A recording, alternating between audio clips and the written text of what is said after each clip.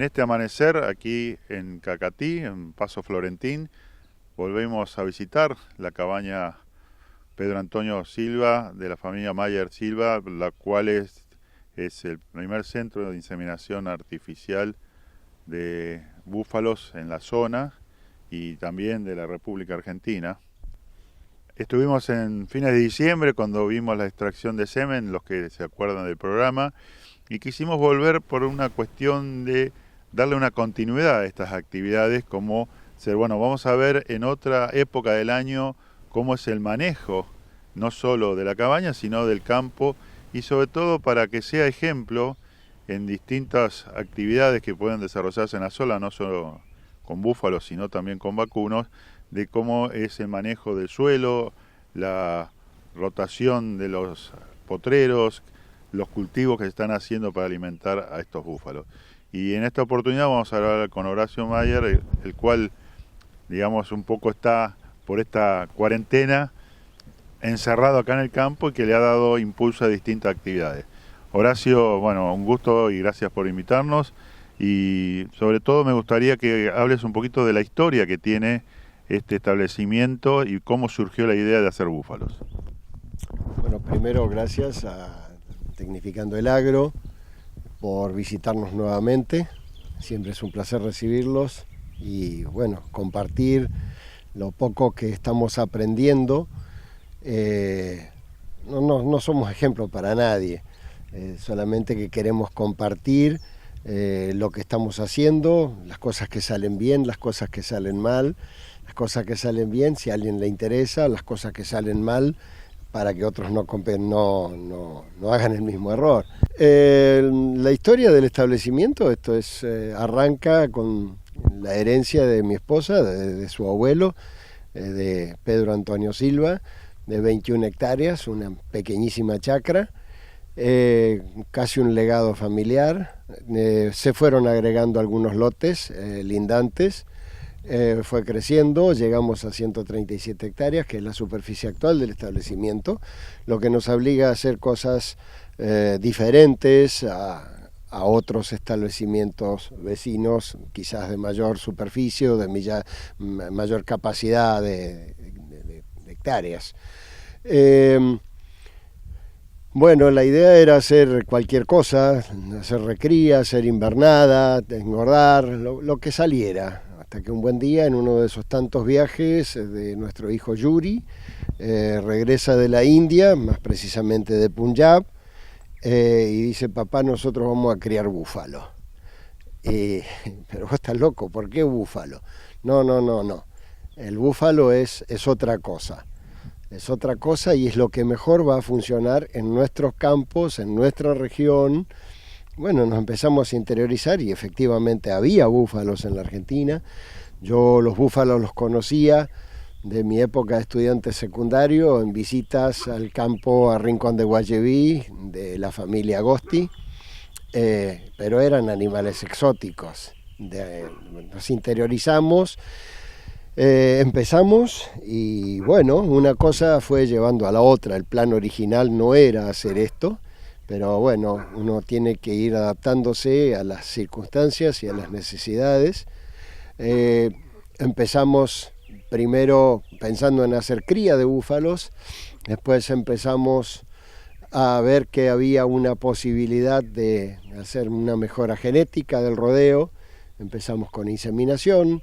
Eso nos llevó a seleccionar los animales. Ya que seleccionamos los animales, pensamos que era una buena idea empezar a trabajar con el preparatorio de Pedigree. Nos enganchamos, hicimos una cabaña. Cuando empezamos a tener cabaña nos encontramos con la dificultad de la inexistencia de semen bubalino de origen nacional, lo cual encarece muchísimo tener que depender de semen importado. Y hace prácticamente prohibitiva la masificación de la mejora genética del rodeo argentino. Y bueno, aquí estamos con el primer centro de inseminación artificial bubalino del país y el tercero de América, porque en este momento hay 2 centros de inseminación artificial bubalinos en Venezuela y el nuestro es el tercero de América. Horacio, evidentemente este trabajo no se hace solo, no es esto es un emprendimiento familiar, pero ustedes tienen convenios con muchas facultades y gente que los está ayudando. Rápidamente me gustaría que hagas un comentario porque evidentemente es el resultado de lo que es un emprendimiento privado y también con entidades públicas. Sí, definitivamente, cuando empezamos con Búfalo nos encontramos que no sabíamos nada. Estaba todo por aprender.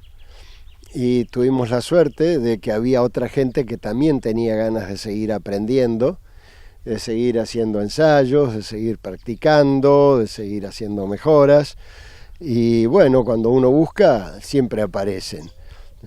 Desde luego, el INTA, la Facultad de Ciencias Veterinarias de Corrientes fue la primera, la gente del CONICET, la gente de otras facultades. En este momento tenemos convenios con la Universidad del Chaco Austral, tenemos convenio con la Universidad de Biotecnología de Quilmes y tenemos varios convenios más en marcha con una única idea,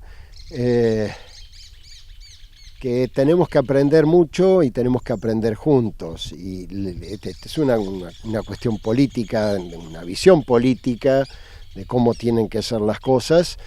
Si tiene que haber una interacción entre lo público y lo privado, y la parte privada tiene que poner una gran parte del esfuerzo para apoyar a las entidades públicas. Una facultad no puede tener un campo experimental con búfalos porque se desvirtuaría totalmente su función de enseñanza. Para eso tenemos que poner nosotros los animales, para que los estudiantes, la gente que está haciendo su tesis, sus profesionales, sus investigadores, tengan a su disposición el rodeo y los medios para seguir capacitándose. Un poco para, digamos, tener una idea, a pesar de que ustedes son muy noveles en esto de tener un centro de inseminación artificial, ¿hay un mercado ávido por semen de búfalo, no solo en Argentina, sino en la región? No, no hay un mercado ávido. El mercado no existe, el mercado se crea. Cuando nosotros preguntamos cuánto cuesta una pajuela de semen italiano y cuesta 25, 27 dólares o 30 dólares, entonces ese mercado no existe porque no hay condiciones de uso masivo de esa tecnología. Entonces el mercado hay que crearlo como en todo.